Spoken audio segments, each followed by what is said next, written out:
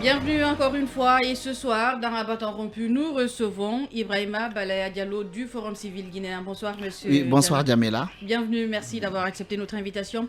Alors, première question, votre réaction suite aux sanctions de la CEDEAO et qui bénéficie du soutien non seulement de Washington mais des Nations Unies. Face au refus du CNRD d'engager un dialogue sincère, donc c'était attendu, c'était un axiome. Hein. Pour nous, c'était une évidence qu'on en arrive là. Et maintenant, les autres sanctions, c'est le principe de subsidiarité qui s'applique à ce niveau-là. Donc, on n'est pas surpris de la réaction des instances internationales. Alors, qu'est-ce qu'il faut aujourd'hui pour sortir de cette crise? Parce qu'on en est à un peu plus d'une année et là, les sanctions commencent. La CEDEAO qui annonce que si jusqu'au 22 octobre, rien n'est fait, les sanctions risquent de s'alourdir.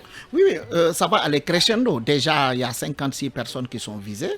Donc, il va sans dire qu'à partir du 22 octobre, on va aller vers autre chose, justement. Déjà, on est dans un pays qui est assez fragile, hein, économiquement, socialement. Donc, imaginez aujourd'hui tout le risque Et social. la jeune semble faire la sourde oreille quand on Ouais, mais donne ils ont cette compris. Non, interdiction non, de- attention, attention, ils ont compris. C'est-à-dire que peut-être il y Ah, a vous eu... avez l'impression qu'ils ont Oui, compris? oui, j'ai le sentiment, parce qu'il y a eu une posture guerrière, il y a eu une réaction de nationalisme de mauvais aloi d'ailleurs, dirais-je. Donc, à partir de là, moi je crois qu'ils ont compris toute la bourde qui a été faite au niveau de la communication. Qu'est-ce qui vous fait dire Non, qu'ils non, ont non, compris? non, non, non, mais depuis une semaine, le discours Le a discours a pratiquement changé, changé. c'est ça? Oui, voilà. Il y a une variation sur le thème de la transition, justement. Donc, ils sont obligés de mettre la balle à terre, justement. Donc, on va voir maintenant. Il faudra dépasser tout cela et aller vraiment à un dialogue sincère. Parce que depuis tout ce temps-là, le CNRD n'a manifesté aucune volonté dans le sens d'aller à un retour à l'ordre constitutionnel. C'est ce qu'on demande à une transition, en fait. C'est pas une refondation de l'État ou créer du développement. C'est pas à eux de le faire, justement. Et qu'est-ce que vous pensez de cette, on va dire, entre guillemets, solidarité qui existe aujourd'hui entre la junte guinéenne et celle malienne? Parce que même avec ces sanctions-là, la junte malienne semble ne pas s'aligner. Bon, écoutez, ça, c'est une relation de troisième, voire quatrième classe. Ça sert à rien, justement. Ça n'a aucune incidence, justement. Aujourd'hui, c'est Ça deux... n'a aucune incidence parce que vous estimez que le Mali n'a rien à apporter à la Non, Guinée, c'est ça?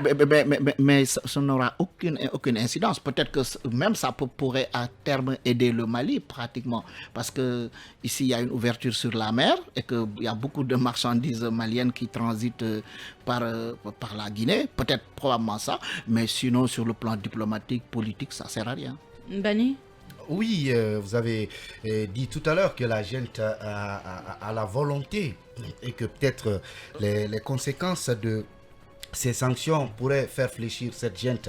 Mais à l'état actuel, est-ce que il y a une réelle volonté parce que ce problème de dialogue que vous avez soulevé tout à l'heure, la semaine passée, le Premier ministre avait promis que les travaux allaient démarrer, mais on a l'impression que nous sommes toujours dans le même blocus. Moi, je n'ai pas dit qu'il y avait de la volonté. De toute façon, je crois Non, que... vous avez rappelé tout à l'heure que la gente a compris peut-être Non, l'ampleur ils ont de compris le la message. Et que le discours Non, a changé. Mais c'est clair. Qu'est-ce qui montre Maintenant, on va justement pas... que le discours a changé? Non, il y avait des postures guerrières. On a vu le secrétaire général à la présidence, je ne sais pas, il y a eu le porte-parole, il y a eu le Premier ministre. Le Premier ministre. Mais moi, pour même la quiétude des choses, il aurait fallu le dégommer. Jusque-là, ils ne se sont pas dédits. Non, Ouais, bien sûr. non, le problème, c'est qu'aujourd'hui, les choses se tassent, mais parce qu'ils se disent qu'ils ont 3 semaines encore. De toute façon, la posture guerrière, toute cette posture-là... Est-ce qu'ils sont peut-être en train de peaufiner des stratégies pour oui, sortir de là d'ici mais et ça ne éviter les passera sanctions d'ici le 22? Non, ça ne passera pas. L'étau est en train de se resserrer. Quand les Nations Unies, les États-Unis, qui est la voie la plus prépondérante en matière de diplomatie, dit s'aligner derrière à travers le principe de subsidiarité, ça veut dire ce que cela veut dire en tant que message. Il est dit que la junte, elle se focalise toujours sur le contenu de sa transition et donc c'est 36 mois. Il y a un dialogue tout de même qui est annoncé par le Premier ministre, mais qui semble, disons, plomber l'initiative déjà de la CEDEAO avec la médiatisation. La médiation.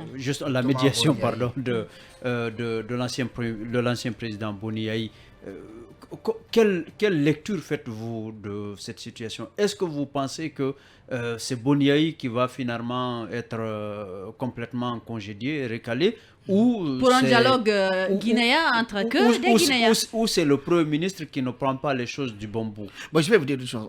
Tout ceci, toutes ces annonces vont dans le sens du dilatoire qui a été fait depuis par le CNRD. Vouloir proposer des médiateurs nationaux.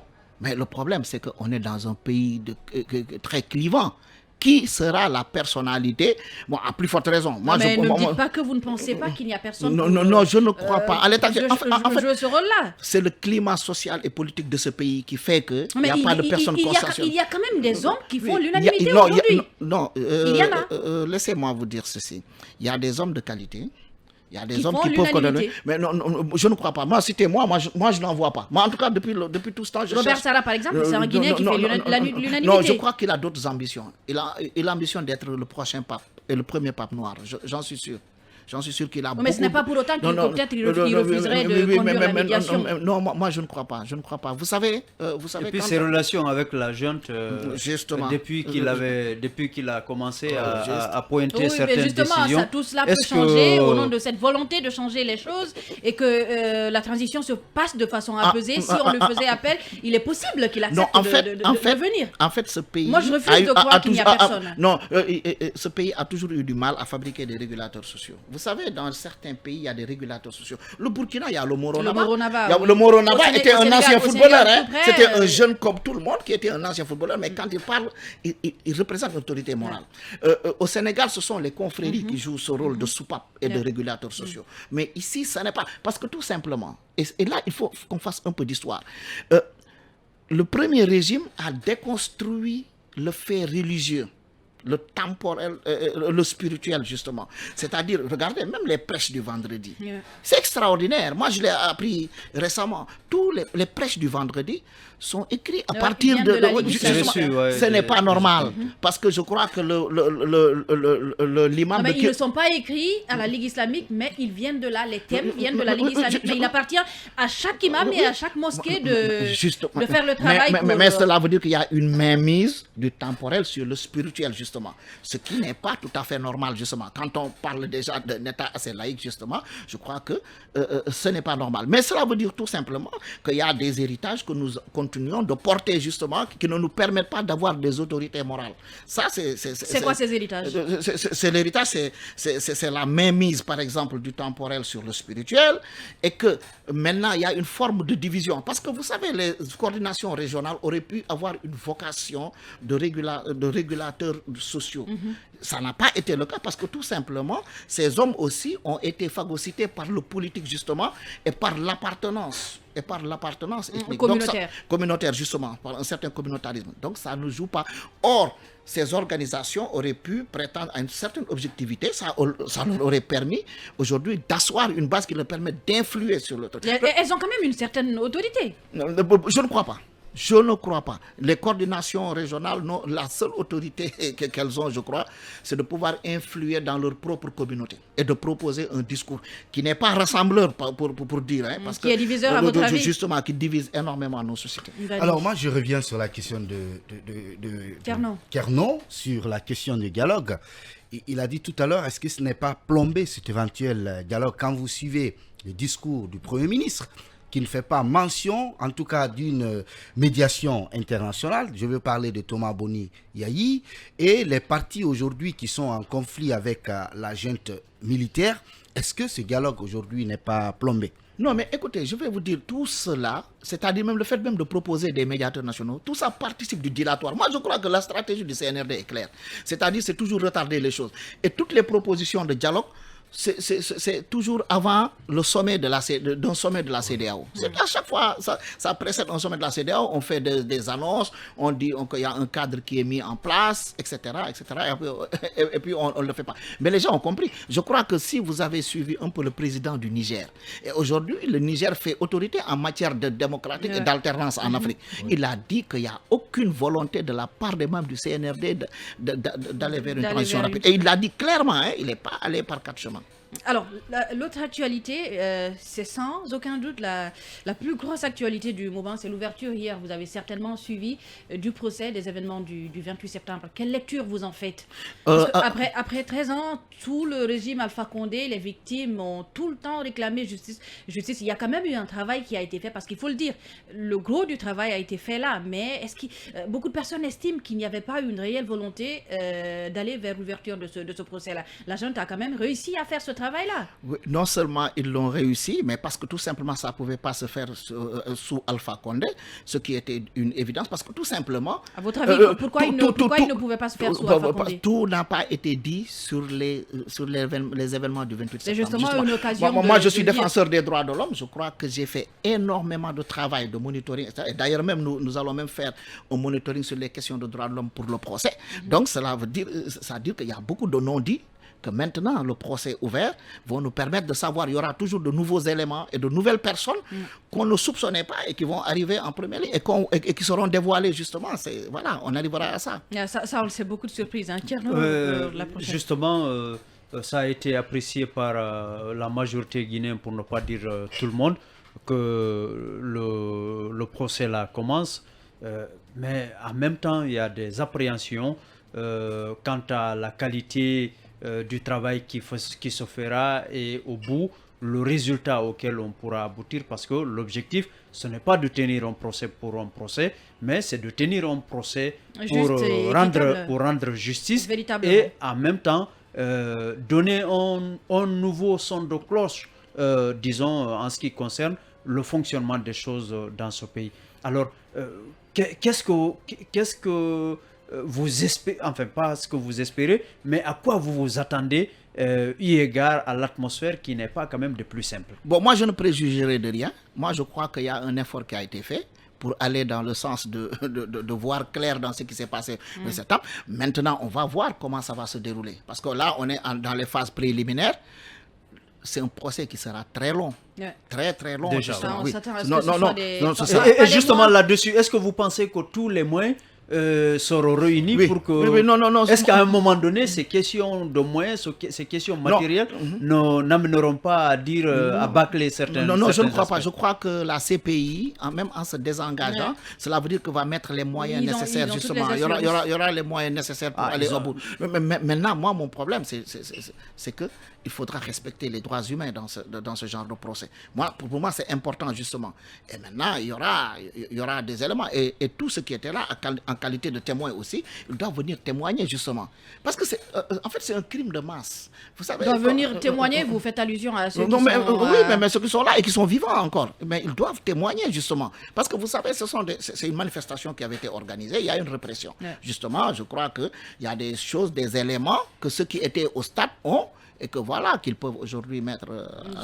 Justement, puisque vous parlez de témoins, et vous avez des leaders aujourd'hui qui ont été victimes de ces atrocités, mais qui sont hors du pays. Le cas, c'est Loudalin, Sidia, Touré, aujourd'hui, qui sont aujourd'hui en conflit avec le Sénéfal. Voilà, et également le cas du Sénéfal. Comment ces gens aujourd'hui qui n'ont pas confiance en cette justice?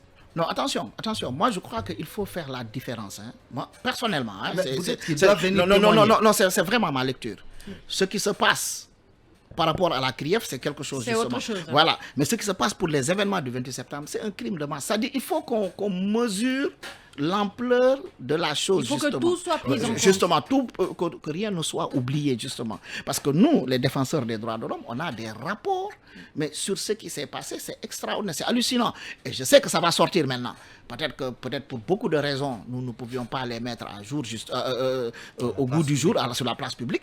Maintenant, là, ça va sortir parce que ça se jouera là-bas. Pour la dernière question. Pour une dernière peut-être. Vous êtes défenseur des droits de l'homme, ce qui suppose qu'on ne doit pas sacrifier d'autres Guinéens sur l'autel des événements du 28 septembre. Et il se trouve qu'il y a des dommages collatéraux déjà qui sont enregistrés, notamment au niveau de la maison centrale, où des détenus sont privés des rencontres qu'ils avaient au quotidien et même des possibilités de se procurer de manger à partir de leur famille. Je parle des cas, par exemple, des responsables du FNDC dont les membres de famille dénoncent le fait de ne pas pouvoir accéder aux leurs depuis 2 jours. Le témoignage de l'épouse de Ibrahima Diallo. Justement, je l'ai dit. Qui disait qu'elle avait eu du mal à accéder en tant que défenseur des droits de l'homme, qu'est-ce que cela vous... Mais ça, il faut le déplorer, c'est un problème organisationnel. Oui, au-delà de déplorer en tant que défenseur des droits de l'homme. Il faut remédier à cela, permettre aux visites normales de se faire, parce que tout simplement, aujourd'hui, les familles sont obligées de prendre ça. Normalement, si on avait des prisons normales, les gens ne seraient pas venus pour déposer à manger pour les prisonniers. Je crois que la prison, l'État doit s'occuper de ça. Les frais de bouche, les frais sanitaires, ça doit être le ressort de tout. Mais l'enjeu de ces événements, c'est de lutter contre l'impunité. Si aujourd'hui nous avons une justice équitable par rapport à ces événements-là, mais tout ça peut bien se passer. Merci à vous, Monsieur Diallo. Je rappelle que vous êtes Ibrahima Balaye Diallo du Forum civil guinéen. Merci à Mbani Sidibé, à Kerno Souleymane Diallo, à Mamadou Touré et à Ibrahima Silla, avec qui on était tout au long de cette émission. Et à vous, merci de votre fidélité. Restez avec nous tout de suite, c'est Film Soir avec Ibrahima Khalil Diallo.